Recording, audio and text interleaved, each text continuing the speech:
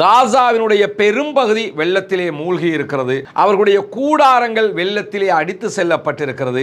Already உண்ண உணவில்லாமல், தங்குவதற்கு இடமில்லாமல், குடிப்பதற்கு தண்ணீர் இல்லாமல், எடுப்பதற்கு மருந்துகள் இல்லாமல் தடுமாறுகிற அந்த அப்பாவிகளுக்கு சோதனைக்கு மேல் சோதனையாக இந்த நிலையும் ஏற்பட்டிருக்கிறது. ஆயுதம் ஏந்துவதற்கான உரிமை இஸ்ரேலிய ஆக்கிரமிப்பின் கீழ் இருக்கக்கூடிய அனைத்து மக்களுக்கும் சொந்தமானது என்று சொல்லுகிறார். பாலஸ்தீன மக்களை பொறுத்தவரையில தங்களை சுதந்திரம் பெற்றுக்கொள்வதற்காக அவர்கள் எவ்வளவு தூரமும் செல்வார்கள் என்பதுதான் பாலஸ்தீன விடுதலை அமைப்பினுடைய தலைவரின் உரையின் சுருக்கமாக இருக்கக்கூடிய நிலையில இன்றைக்கு உலகம் முழுவதும் ஒரு பேசுபொருளாக மாறி இருக்கக்கூடிய ஒரு பயங்கரவாத தாக்குதல் தான் ஆஸ்திரேலியாவினுடைய சிட்னியில் நடத்தப்பட்டிருக்கக்கூடிய தாக்குதல். சிட்னியில் நடத்தப்பட்டிருக்கக்கூடிய பயங்கரவாத தாக்குதல்களில் இதுவரைக்கும்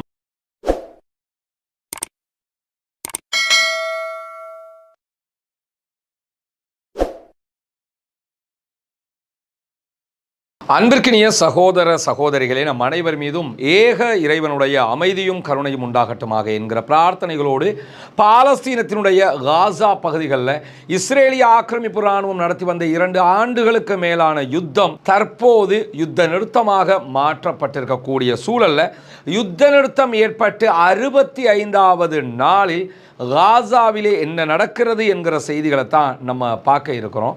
இன்றைக்கும் இஸ்ரேலிய ஆக்கிரமிப்பு இராணுவம் காசாவினுடைய பகுதிகள் மீது நடத்திய ஷெல் தாக்குதல்களில் ரஃபா, கான் யூனிஸ் பகுதிகளில் 6 அப்பாவிகள் கொல்லப்பட்டிருக்கிறார்கள், ஷஹீதாகி இருக்கிறார்கள். 17 பேர் படுகாயங்களுக்கு உள்ளாகி இருக்கிறார்கள் என்கிற கவலைக்குரிய செய்திகள் வெளியாகி இருக்கிற அதே நேரம் காசாவினுடைய பெரும்பகுதி வெள்ளத்திலே மூழ்கி இருக்கிறது. அவர்களுடைய கூடாரங்கள் வெள்ளத்திலே அடித்து செல்லப்பட்டிருக்கிறது. ஆல்ரெடி உண்ண உணவில்லாமல், தங்குவதற்கு இடமில்லாமல், குடிப்பதற்கு தண்ணீர் இல்லாமல், எடுப்பதற்கு மருந்துகள் இல்லாமல் தடுமாறுகிற அந்த அப்பாவிகளுக்கு சோதனைக்கு மேல் சோதனையாக இந்த நிலையும் ஏற்பட்டிருக்கிறது.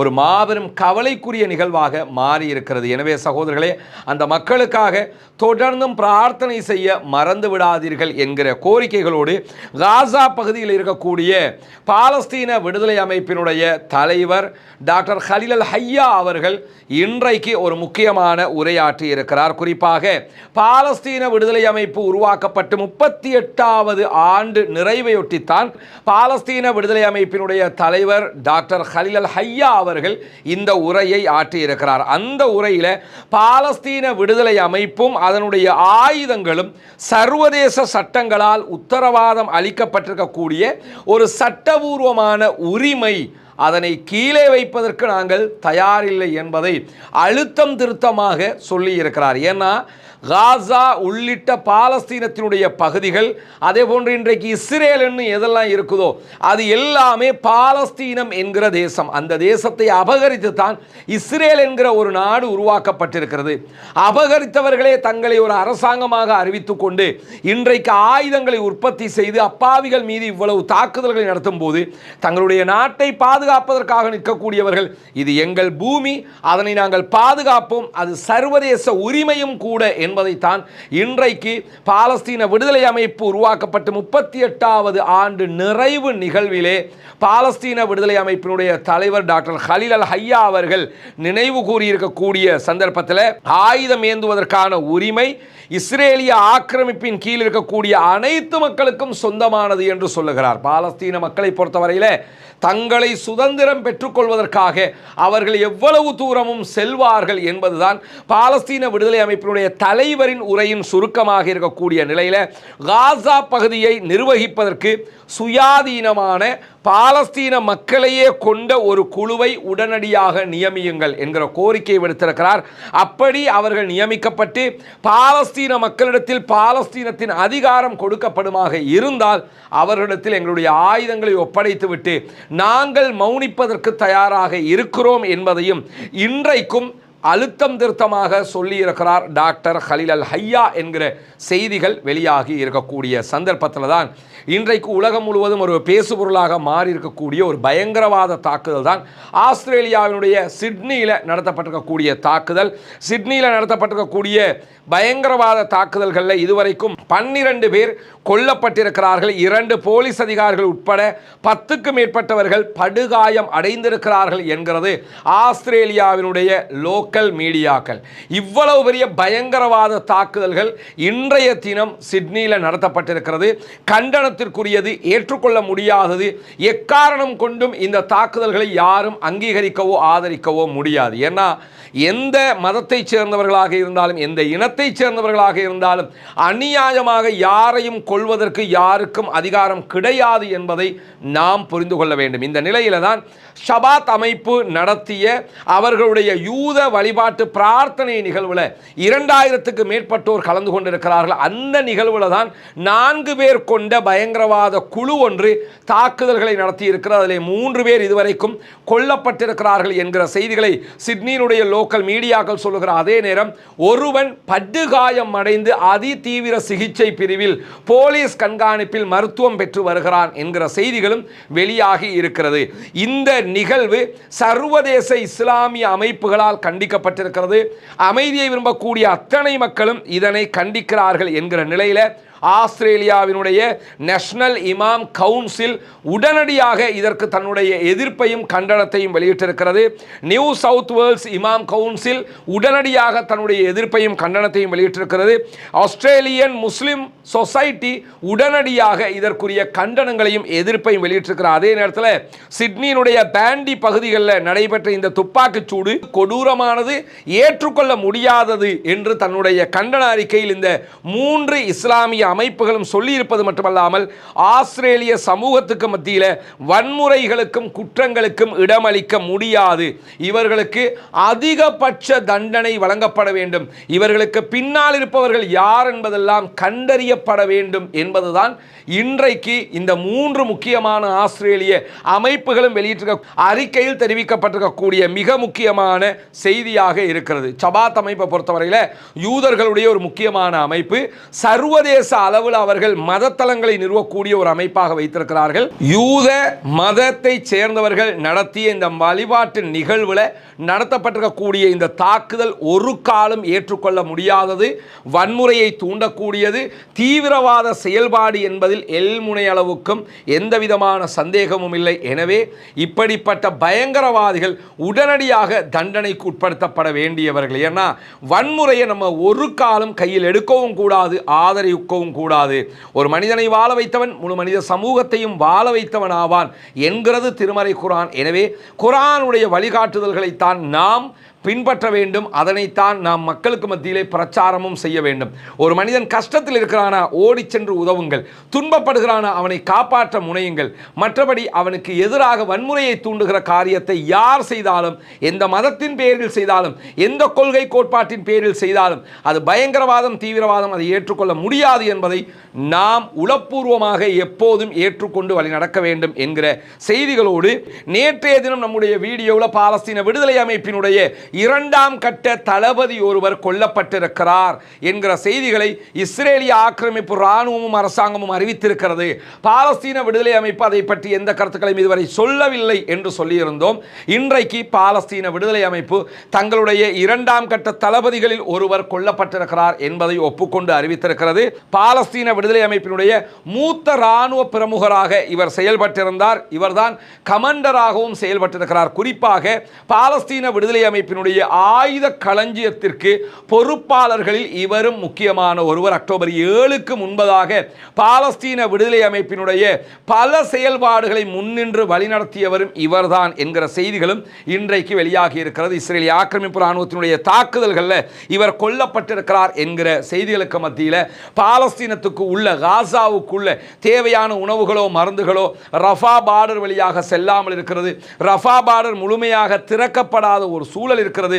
சர்வதேசம் இதற்கு தலையிட வேண்டும், ரஃபா பார்டர் திறக்கப்பட வேண்டும் என்கிற கோரிக்கைகளை பாலஸ்தீன மக்கள் தொடர்ந்து முன்வைத்து வருகிறார்கள் என்கிற செய்திகள் இன்றைக்கு வெளியாகி இருப்பதை பார்க்க முடியும்.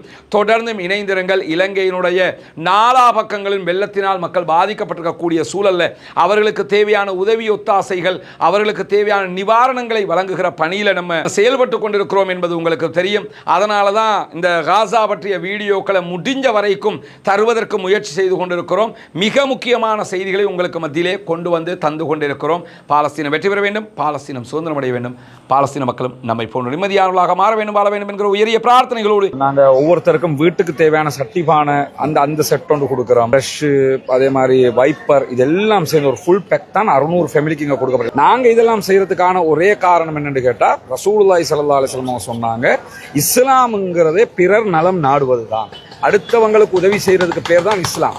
அந்த அடிப்படையில் தான் நம்ம இதை செஞ்சுக்கிட்டு இருக்கிறோம். எங்களுக்கு நல்ல மாதிரி சாப்பாடு எல்லாம் கொடுத்து எங்களோட அனாதியான ஆட்களுக்கு எல்லாம் உதவி செஞ்சு ஒரு பெரிய ஒரு கிஃப்ட் ஒன்று கொடுத்தாங்க. எல்லாம் மேலும் மேலும் ரஹமத்தாக்கி பரக்கத்தாக்கி மேலும் இதே மாதிரி வெள்ளை பிறக்க வராமல் பேர் மக்களும் பாதுகாக்கிறது எல்லாம் உதவி செஞ்சு கிருபை செஞ்சு ஒரு குடும்பத்திற்கு தேவையான மொத்தமான ஒரு உலர்ணவு பொது, இதில் அரிசி, பால்மாவு, பெண்களுக்கு தேவையான விசேட விடயங்கள் என பெருவாரியான விடயங்கள் இந்த ஒரு பேக்கில இருக்கின்றது. அது மாத்திரமல்லாமல் வீடுகளுக்கு சென்று வீடுகளை சுத்தம் செய்வதற்கான ஹெவி பிரஷ், வைப்பர் ஆகியவை இங்கே இருக்கின்றன.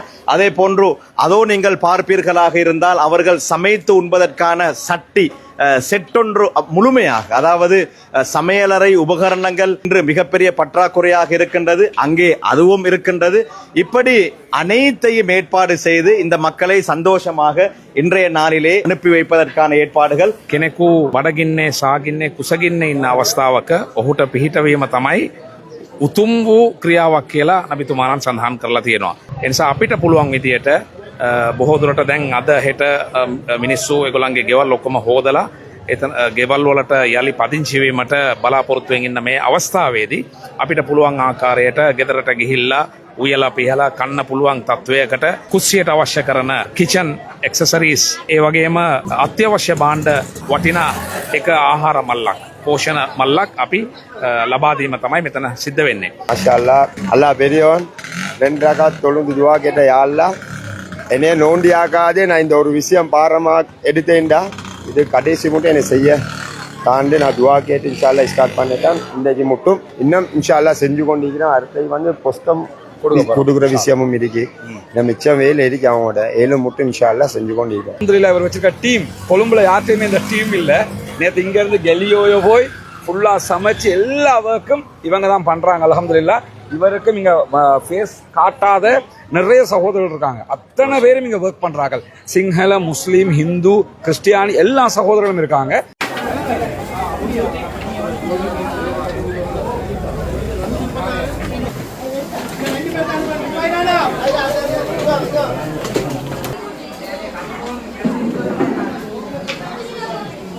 මේ ගංවතුර ආපු ගමන් ඉස්සෙල්ලාම ඉදිරිපත් වුණ මේ ෂෝට් නිවුස් කණ්ඩායමට අපි බොහොම ස්තුතිවන්ත වෙනවා. නස්ලිම් මෞලවිතුමාට ස්තුතිවන්ත වෙනවා. ඒ වගේ අනස් මන්ත්‍රීතුමාටත් අපි බොහොම ස්තුතිවන්ත වෙනවා. මොකද අපේ දුක දැකලා ඒගොල්ලෝ වතුරේ බෑලා මේ සම්බන්ධව කටයුතු කරලා ඊට පස්සේ අපිට අවශ්‍ය උපකරණ, කැම බීම් සියලුම දේ මේවා සලසා දුන්නට ගොඩාක් ස්තුතිවන්ත වෙනවා. ජසාකල්ලාහ් ඛෛර්. අද පවුල් 650ක් 800කට සානාධාර මලු ඒගොල්ලන්ට එදා වේල උයාගෙන කන්න පුළුවන් විදියට සානාධාර මලු ලබා දුන්නා. මේකට අපේ SIPL කණ්ඩායම සහභාගී වුණා. ඒකට අපිට සෑහෙන පිරිසක්, ඒ කියන්නේ සමහර අය නම් කියන්න කැමති නැහැ, මේ දාණය දෙන්න, මේ දුප්පත් අයට උදව් කරන්න. ඒගොල්ලෝ අපේ පිටිපස්සේ ඉඳගෙන අපිව ශක්තිමත් කරලා, මේ අනස් මන්ත්‍රීතුමා ප්‍රමුඛ මේ කණ්ඩායම ශක්තිමත් කරලා මේ දවස් 15-20 අපිට සෑහෙන සේවයක් කරන්න ඕන් ශක්තිය ලබා දුන්නා. ඒ වගේම අපි ඉදිරියටත් මේ ජනතාව වෙනුවෙන් අපිට පුළුවන් උපරිමයෙන් අපි சேவை කරන්න මේ கண்டாயம் சூதானம் වෙලා ඉන්නවා. கேஸ் அடுப்புகள் தேவையாக இருக்கிறது. தூங்குவதற்கான பாய், தலையணை, மெட்ரஸ் போன்றவைகள் தேவையாக இருக்கிறது. மொஸ்கிட்டோ நெட்டுகள் தேவையாக இருக்கிறது. இதை தாண்டி பாடசாலை மாணவர்களுக்கான கல்வி உபகரணங்களை பெற்றுக்கொள்வதற்கான தேவைகளும் இருக்கிறது. ஒரு கேஸ் அடுப்பு 2800 தொடக்கம் 3000 வரைக்கும் விலை போய் கொண்டிருக்கிறது. ஒரே ஒரு கேஸ் அடுப்பையாவது வாங்கித்தாங்க. எதை உங்களால் செய்ய முடியுமோ அதை இந்த நேரத்தில் இந்த மக்களுக்காக செய்வதனூடாக நாளை மறுமையில் அளப்பரிய நன்மைகளை நாம் பெற்றுக்கொள்ள முடியும். அத்தீனுன் நசீகா என்றார்கள் நபிகள் நாயகம். இஸ்லாம் என்பதே பிறர் நலம் நாடுவதுதான். உதவ விரும்புகிற சகோதரர்கள் முன்னால் தெரிகிற நம்முடைய அக்கவுண்ட் இலக்கத்திற்கு உங்களால் முடிந்த உதவிகளை வாரி வழங்க முடியும். சில நாடுகளிலிருந்து அதற்கு பணம் வைப்பு செய்ய முடியாது என்கிற போது முன்னால் தெரிகிற நம்முடைய வாட்ஸ்அப் இலக்கத்திற்கு நீங்கள் தொடர்பு கொள்ளும் போது அதற்கான வழிகாட்டுதல்களை நாம் காட்ட தயாராக இருக்கிறோம். ஏழைகளுக்காக உழைப்போம். அவர்களுடைய அளப்பெரும் பிரார்த்தனைகளில் நாளை சொர்க்கத்தில் நுழைவோம்.